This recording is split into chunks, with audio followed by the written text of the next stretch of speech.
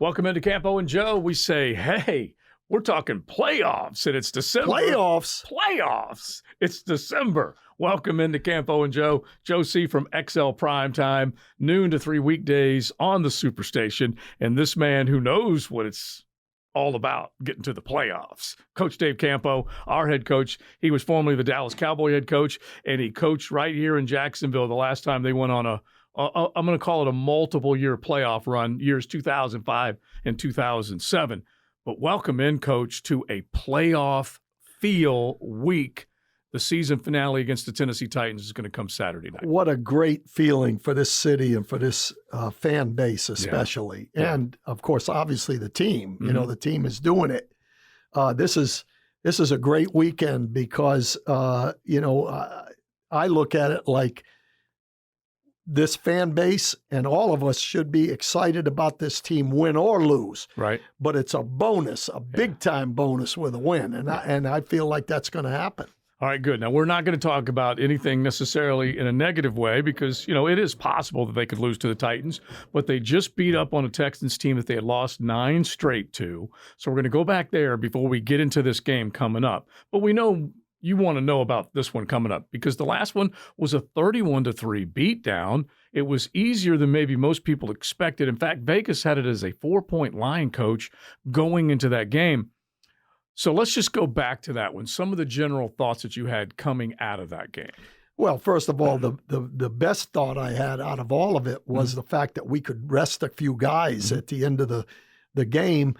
Not only rest, but keep from any freak injuries or whatever, at the end of the ball game. And especially a guy like Sheriff, who, he's playing through injury. Yeah. I got to give the guy a lot of credit. He's an old timer and he knows the importance of being on the field, and the best ability is availability. Right. He understands that, but I'm glad they were able to do that. Yeah. Now, the things that stand out to me in the ball game are the fact that I don't think we played our best football game. I think Trevor was a little juiced up early in the game and sailed some balls.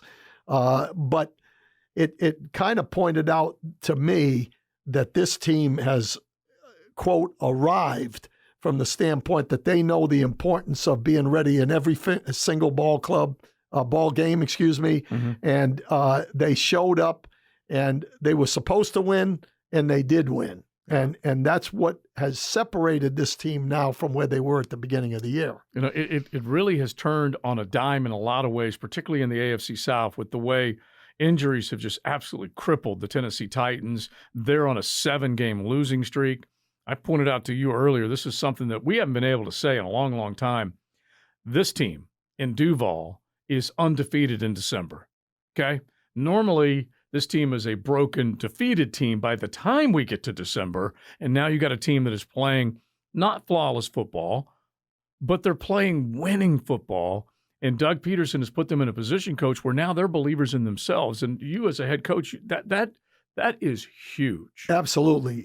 Confidence, especially getting to the point, obviously, Joe, I look at this game this weekend as when you're talking all these games that we've won, we've had to win. Yeah. But we probably could have lost one if certain things happened, and we might still have a chance to get in the playoffs. This is win or go home. Yeah. So for me, this is a playoff game. Yeah, it is. And they remember what you do in December. And that's where... That's an old saying, right? Absolutely. Those games right there gave you an opportunity to do what this game means. And to me, that's a tremendous plus for this team. And I also want to mention that we mentioned way back in the middle of the year when we were talking about injuries, I think a tremendous amount of plus should go to the training staff here because of, we've been a pretty well team the whole year. There have been very few injuries. I think we've got 6 guys on injured reserve. It's a credit to the weight staff and the training staff of keeping these guys healthy going forward. I'll go back to Marcus Pollard in training camp, and he's a former Colt. He's with the Jags now. He's an accomplished player. And Marcus Pollard says, this team may not be as deep or talented at every position the way you would like. He said, but I'll guarantee you this will be a well-conditioned team that is ready to play into the fourth quarter of every ball game and ready to play all the way through this full season. That is important. Well, I'll be honest with you. When you look through the season, that's exactly what's happened. I mean, they've been down 17 points twice and have come back. And they've been in situations where they started slow, and yet the third quarter has been really big for us. Yeah. And so the third and fourth quarter is huge when you're in that situation. And I think our guys are really competitive in those situations. So he's right.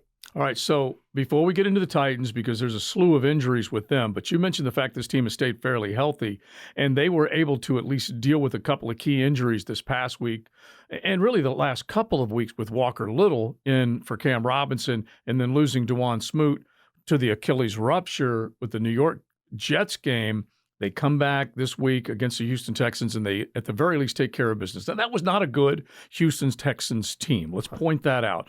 But some pluses that came out of that game. Travis Etienne going for over 100 yards, and jump on that and the line play that you thought was also a positive. Yeah, I think the offensive line has done much better than we anticipated during the course of the year. They had the one, slip up. They were actually chipping on the play that Walker Little allowed the guy to spin underneath. Okay. So Walker's got to learn that when you got a chipper who's, the back is beyond you, you don't have to set as fast as deep. Okay. And he just overset. And so really two guys blocked nobody. But overall, the key to the football game coming up is going to be the trenches. Can we win on both sides of the ball? But our offensive line has proven that they've kept Trevor clean for the most part this year, and they've schemed up runs pretty good to where they're blocking well on the run as well. So, that's one thing that sticks out for sure, that this team is better there. You never even hear Jawan Taylor's name mentioned, which is a real plus. And, that's true. And, so that's definitely been an issue that helps. The other thing is, the defense is turning the ball over. And to me, that comes from getting around the football. And some of that is conditioning. If you're in great shape and you can run to the football in the third and fourth quarters, that's a tremendous plus for sure. Yeah. They always say that defense is all about desire and effort and all that kind of stuff. But I also believe that if you have that energy that's coming out of wins, and you feel like you all of a sudden have a bigger say in how, the eventual outcome of a game, you play with a little more fire in your belly. Well, enthusiasm breeds enthusiasm. Yeah. If everybody, a lot of it is belief, that the guy next to you is going to play as hard as you are. Yeah. And I think that's been established this year. And we do have speed on defense now. We haven't necessarily played as well as you would like all the time. But turnovers occur because you're around the football, and that we got some guys that can run. Lewican and Lloyd, and Muma can run. The secondary got guys that can run. You got Cisco that can move. Cisco almost had that. Oh yeah, that you dream about that play. He's got to be disappointed in that one. But Rayshon Jenkins is a ball of butcher knives. He goes full speed and everything, misses a few tackles because of it, but he makes some as well. Right. So, the defenses can run, and they've simplified what they're doing so that their athletic ability can come out. I do think that Mike Caldwell and heck, who knows, Coach, those guys probably looked around and said, what haven't we done, or what do we need to do more of? And I do think you have been on this really for the last month and a half. Make it as simple as you possibly can. And that way each player is assignment rich, meaning that they know what they've got to do at that exact moment. When the simpler you are, the more you know what's happening to you. Okay? This team has done a great job, in my opinion, defensively and offensively, but I'm looking at it from a defensive perspective, coming out in the third quarter after making adjustments. That comes from being simple enough that as soon as you see something happen, you in your mind and the players' minds, they know what happened. Somebody was out of a gap, Right. if they get a long run. Right. And those things can be dealt with. And you also know whether you're getting enough pressure on the quarterback and the things that you can do to get pressure. And I think that's one thing that they've done well over the course of the year. Let's get to the offense real quick before we do start zeroing in on the Tennessee Titans. And you did say make things a little simpler. It does seem like Doug Peterson has been able to open up his playbook a little bit more, and it looks simpler now. That's kind of a crazy way to say it, but it looks simpler now because Trevor knows how many guys he can get the football to. There are a lot of options. It is a more sophisticated call sheet, and it's paving the way for a lot of points. Well, first of all, one of the things that I think has improved the most, I heard Doug Peterson say this about the fact Mia O'Brien, I believe, asked him the question back a few weeks ago about, are you targeting a certain person, by game? Because there's been some games that Ingram's had 8, 9 catches. Right. The next game, Kirk's got 6 or 7. The next game, Zay Jones is a guy. And he made the point that we might target a player on defense to attack, which is what you do. Yeah. You find a weakness, that's what you do. Yeah. But they don't target an individual receiver to do that or a particular, running back to do that. What they do is the quarterback, they're leaving it to Trevor now to make the decision where the ball goes. Yeah. And that is a big part of it. He has improved immeasurably in that area. And, I think they've opened up the playbook because the quarterback's capable of handling it. Yeah, that's really the bottom line. It really is. The thing you and I talked about this past week, and we have talked about it before, but it's so evident. I'm sure Jaguar fans are seeing and saying the same thing. The ball is coming out so much faster. He is a more decisive and quick release guy, and he's doing that. We can go back real quick when he made quick decisions and got rid of the ball quickly, and neither of them were good. Now it's a quick release with a quicker decision, and it's all good. Yeah, and I think that shows, to the coaching staff, to me. I mean, we've talked about, I think his big addition to this whole situation has been Doug Peterson. He might be the biggest. Yeah. You win on the field, but just the whole culture, mindset.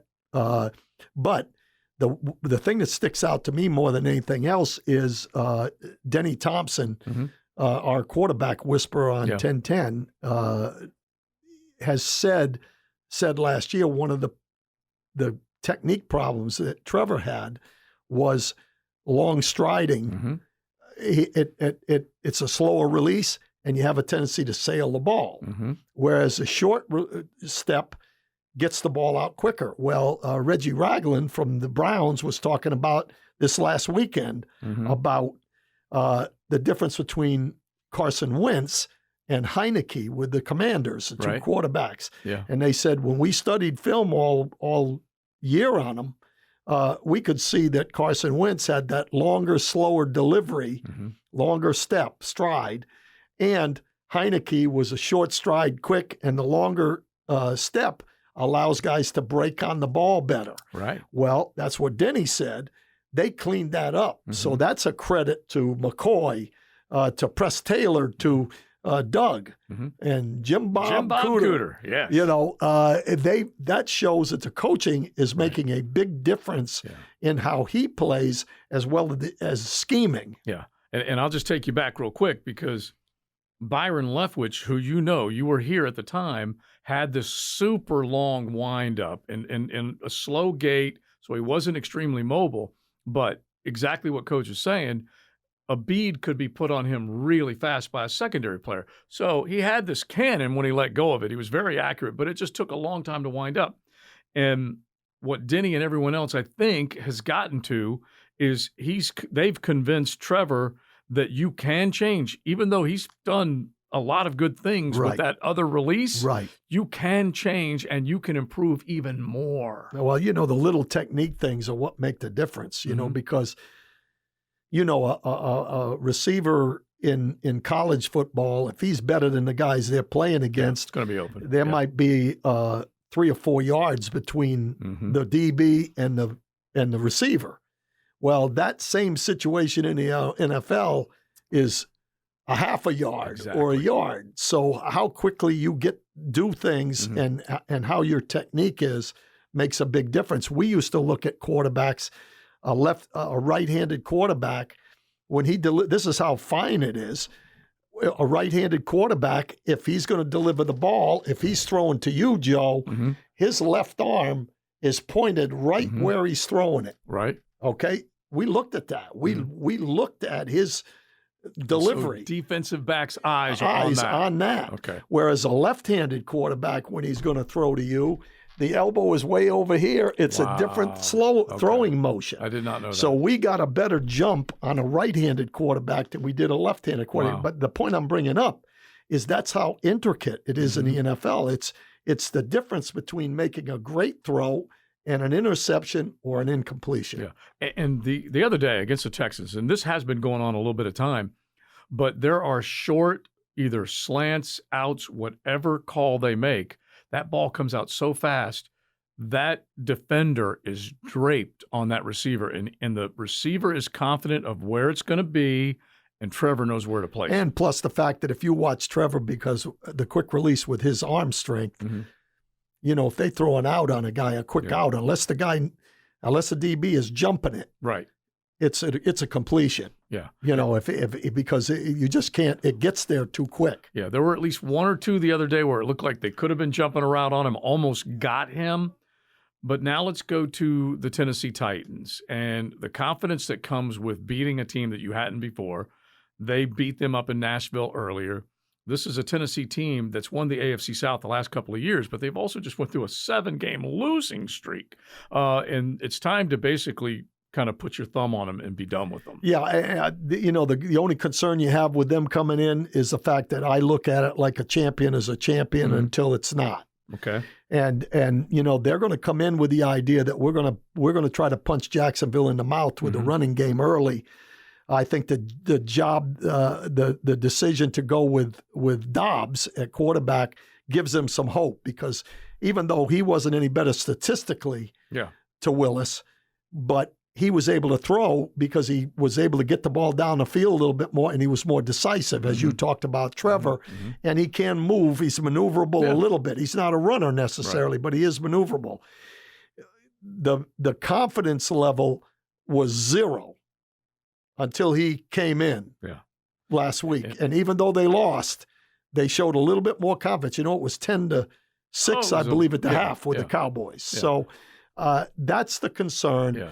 And we need to go in with our confidence that we're a better football team, and we need to step on them early. You made this point earlier that if the quarterback is serviceable, he doesn't come right out and put you in a position where you feel like you can't win.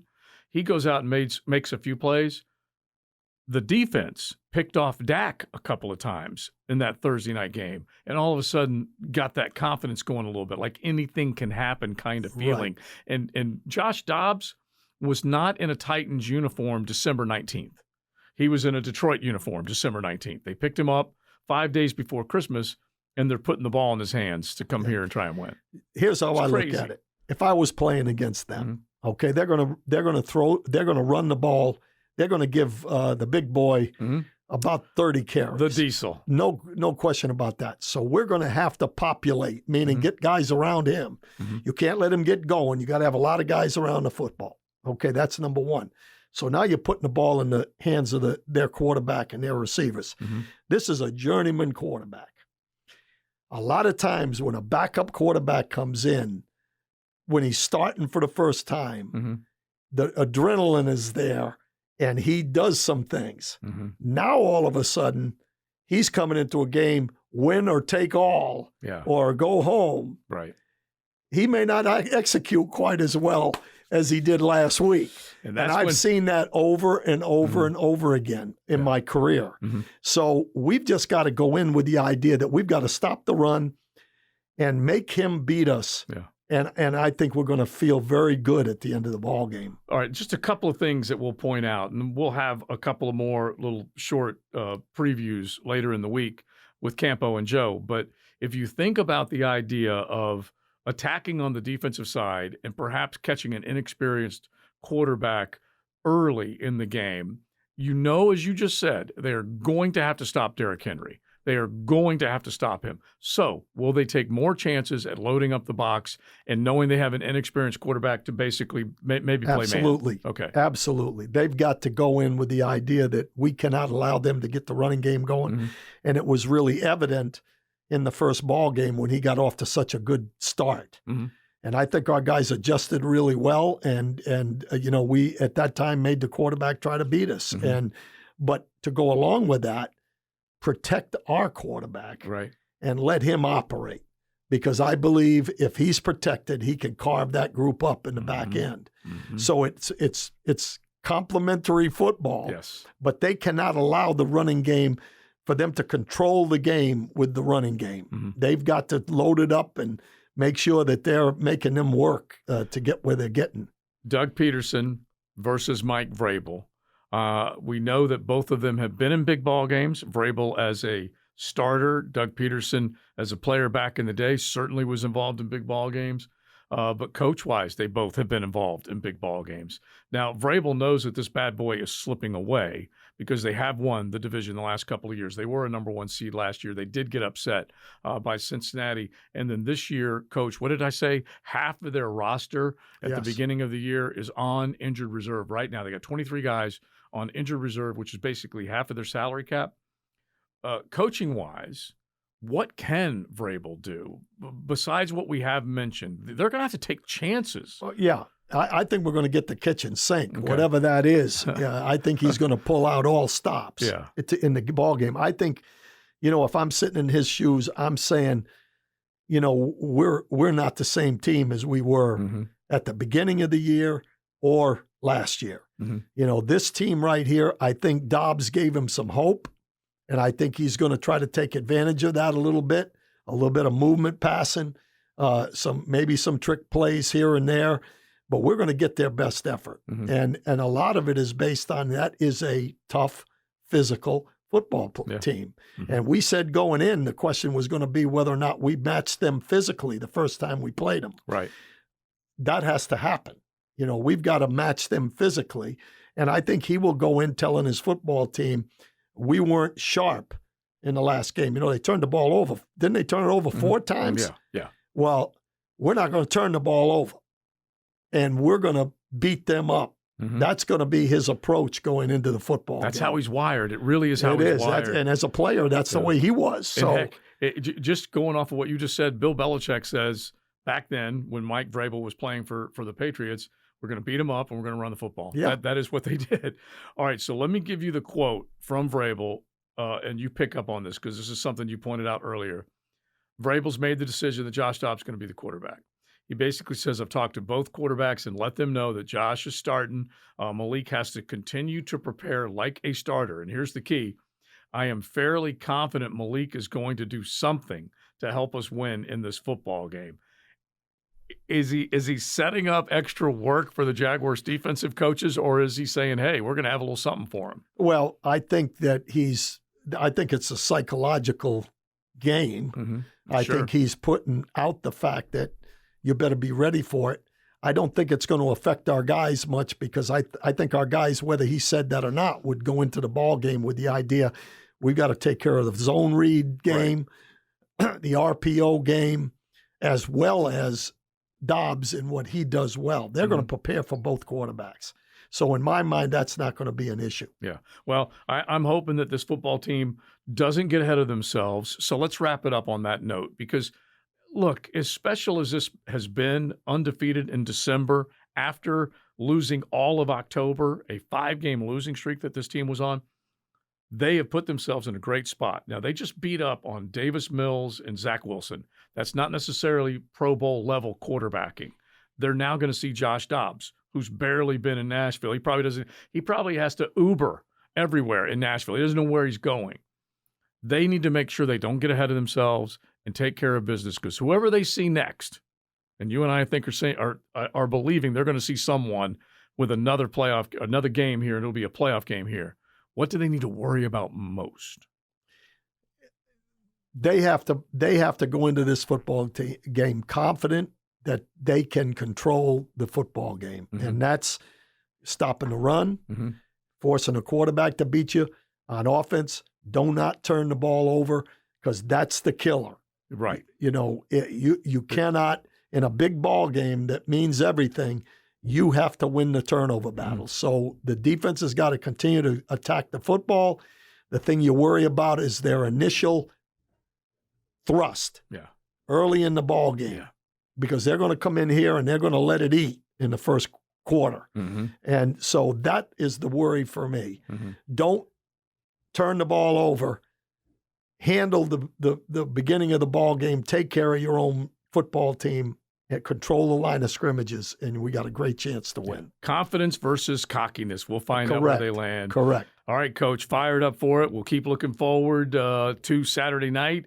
Keep watching on social media. We'll have something more for you towards the end of the week. Joe C., Dave Campo, have a good week as you get ready for some night action at the bank. Go Jags.